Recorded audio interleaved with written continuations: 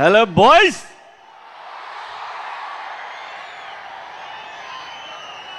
Flight దిగ్గానే Brahmaji గారు, బాబోయ్ ఏంటిది అని, నువ్వు విజయవాడకే ఇలా ఉన్నావు, గుంటూరు వస్తే ఇంకెలా అయిపోతావు అని చెప్పాను.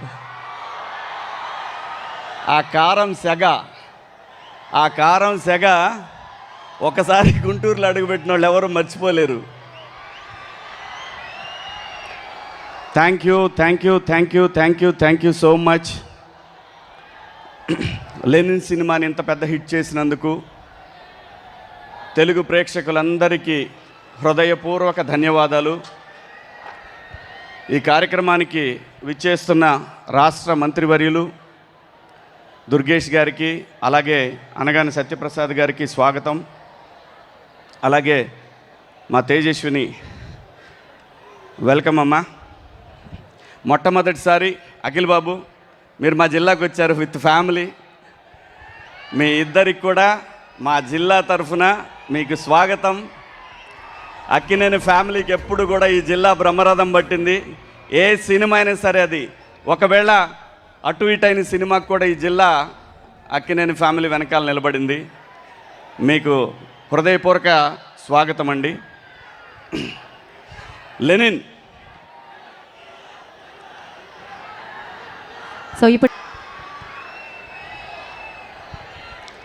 కందుల దుర్గేష్ గారు, సినిమాటోగ్రఫీ శాఖ మంత్రులు, వెల్కమ్ సార్. మీకు విజ్ఞప్తి కూడా ఉందండి, లాస్ట్లో చెప్తాను. మీకు రిక్విజేషన్ అది 100%. లెనిన్ సినిమా మా అందరికి కూడా, ముఖ్యంగా నా లైఫ్లో కూడా చాలా ఇంపార్టెంట్ సినిమా ఇది. ఈ సినిమాలో అందరి గురించి మాట్లాడుకున్నాం, ఆర్టిస్టుల గురించి, టెక్నీషియన్స్ గురించి మాట్లాడుకున్నాం. ఈ సినిమా ఇంత పెద్ద విజయవంతం అవ్వడానికి ముఖ్యమైన రీజన్ ఈ సినిమా దర్శకుడు నందకిషోర్ గారు అలియాస్ మురళీకిషోర్ అబ్బూరు. నేను సినిమా పరిశ్రమకు వచ్చి 30 years పైన అయిందండి. మధ్యలో 13 సంవత్సరాలు మా ఆంధ్రప్రదేశ్, అమరావతి, వీటన్నిటితోటి ఒక 13 సంవత్సరాలు గడిపేశాను. 13 సంవత్సరాల తర్వాత మళ్ళీ పరిశ్రమకు వస్తే ఘనమైన స్వాగతం ఇచ్చిన మీ గుండెల్లో పెట్టుకున్న మీ అందరికీ కూడా పేరు పేరున హృదయపూర్వక ధన్యవాదాలు. సినిమా ఏం మారలేదండి, ఎప్పటికీ మారదు కూడా. Indian cinema all about is emotion, glamour, ఇవి రెండే ఉంటాయండి. ఎన్ని తరాలు మారినా సరే ఎమోషన్ అనేది ఇండియన్ సినిమాలో ఎప్పటికీ ఉంటుంది. ఆ ఫార్ములా ఎప్పటికీ మారదు. కుటుంబ వ్యవస్థ ఉన్న ప్రతి సమాజంలో ఇలాంటి సినిమాలు వస్తూనే ఉంటాయి, వస్తాయి కూడా. అదే ఇండియన్ సినిమా. చాలా స్క్రిప్ట్లు విన్నప్పుడు ఏమనిపిస్తుందంటే, వీళ్ళు డైరెక్షన్ డిపార్ట్మెంట్లో పనిచేసి వస్తే చాలా బాగుంటుంది. కొంతమంది మంచి కథలు తీసుకొని వస్తారు, ఎగ్జిక్యూషన్ దగ్గర ఇబ్బంది పడుతూ ఉంటారు. అలాంటిది పరిశ్రమలో ఒక 15 సంవత్సరాల పాటు అసిస్టెంట్ డైరెక్టర్గా పనిచేసి గొప్పగా రాసుకొని లెనిన్ అనే ఒక సినిమాని, తన ఊర్లో ఉన్నటువంటి పాత్రలని, ఇన్ని పాత్రలని ఒక మాస్ హీరో సినిమాలాగా మార్చడం అనేది అది అనుభవంతో మాత్రమే వస్తుందని నేను తెలుసుకున్న సత్యం. ఈరోజు మీరందరూ ప్రూవ్ చేసిన సత్యం ఈ సినిమా. చాలా సినిమాలకి ఫైట్స్ వర్కౌట్ అవుతాయి అంటారు, లేదంటే పాటలు వర్కౌట్ అవుతాయంటారు. ఈ లెనిన్ సినిమాకి మాత్రం వర్కౌట్ అయింది ఖచ్చితంగా 200% కథ మాత్రమే. కథ రాసుకున్న, కథ నడిపిన విధానాన్ని. నేను సినిమా ఇండస్ట్రీకి వెళ్ళినప్పుడు అసిస్టెంట్ డైరెక్టర్గా పనిచేశాను, ఎడిటింగ్ డిపార్ట్మెంట్లో పనిచేశాను, ఆల్మోస్ట్ అన్ని డిపార్ట్మెంట్లో పనిచేశాను నేను. నాకు అర్థమైంది ఏంటంటే, ఎవరైతే రాజమౌళి గారి దగ్గర నుంచి ఈరోజు సక్సెస్ అయిన ఈ సినిమా లెనిన్ సినిమా వరకు ఈ డైరెక్టర్లు అందరూ కూడా ఫాలో అయింది ఫ్యామిలీ, సెంటిమెంట్, డ్రామా, మంచి పాటలు, మంచి ఆర్టిస్టులు, పెర్ఫార్మెన్స్లు, వీటిని నమ్ముకొని వీళ్ళు హిట్లు కొడుతున్నారు తప్ప, కొరియన్ సినిమాలో తప్పేం కాదు, ఒక సినిమాని అడాప్ట్ చేసుకోవటం తప్పేం కాదు. కానీ నేటివిటీ కథని అద్భుతంగా మలుచుకొని వాళ్ళ పక్కూరు, మీ పక్కూరే కదండి రామాపురం, వాళ్ళ పక్కూరు రామాపురం, తిరుపతి దగ్గర ఆ ఊర్లో ఉన్న కథను, వాళ్ళ ఊళ్ళో చెర్లోపల్లిలో ఉన్న కథ క్యారెక్టర్స్ని అన్నింటినీ పెట్టుకొని, తన చుట్టూ ఉన్న జరిగిన సంఘటనలన్నింటినీ పెట్టుకొని ఒక అద్భుతమైనటువంటి డ్రామాని ఈరోజు ఈ సినిమాలో మనందరం చూసాం. బ్లాక్ బస్టర్ చేశారు మీరందరూ కూడా.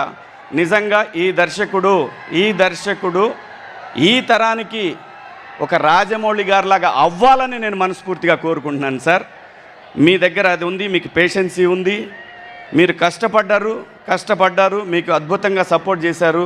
వంశీ గారు కానీ అఖిల్ బాబు కానీ మీకు అద్భుతంగా సపోర్ట్ చేశారు. మీరు ఎంత చూపించాలో పేషెన్సీ ఈ సినిమాకి అంత చూపించారు కాబట్టే సినిమా ఎప్పుడు పేషెన్సీ టెస్ట్ చేస్తూ ఉంటుందండి.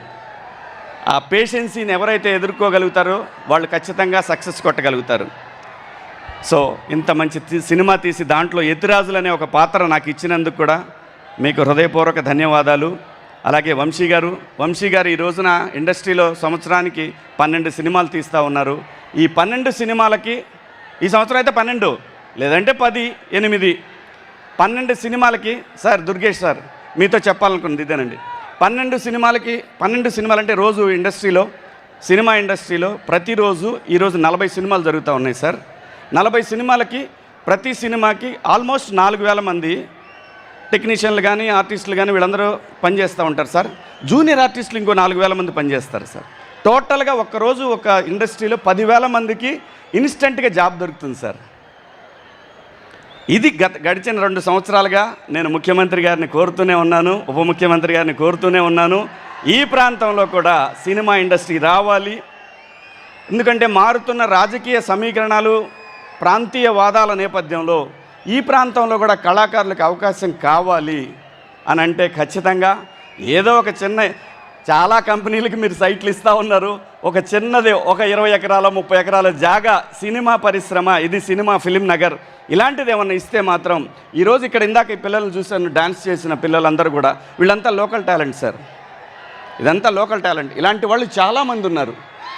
వీళ్ళకి అవకాశం కల్పించాల్సిన బాధ్యత ఈ తరంలో ఉన్నటువంటి ఈ ప్రభుత్వం అంటే విడిపోయారు కాబట్టి ఈ ప్రాంతం పిల్లలకు కూడా పరిశ్రమ దగ్గరైతే చాలా బాగుంటుందని చాలా సందర్భాల్లో మాట్లాడానండి. ఖచ్చితంగా ఈరోజు మీరే వచ్చారు.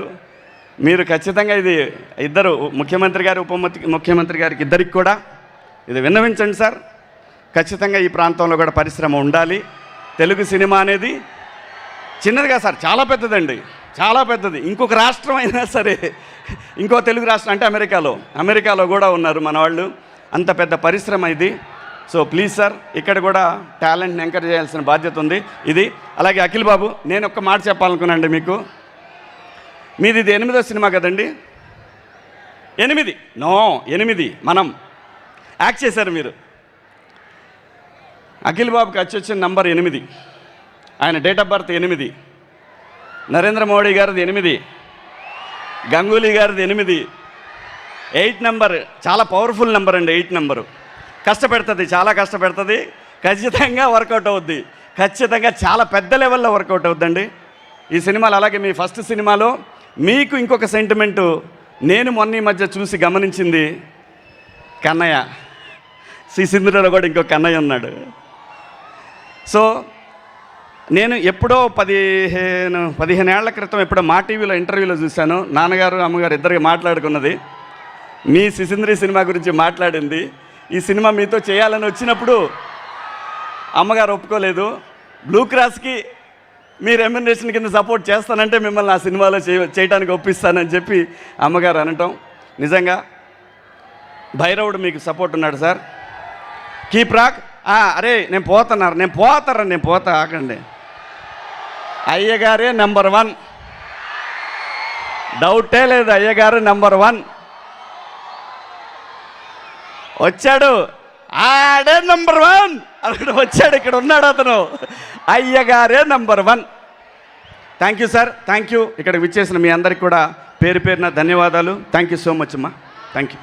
థ్యాంక్ యూ శివాజీ గారు, థ్యాంక్ యూ సో మచ్.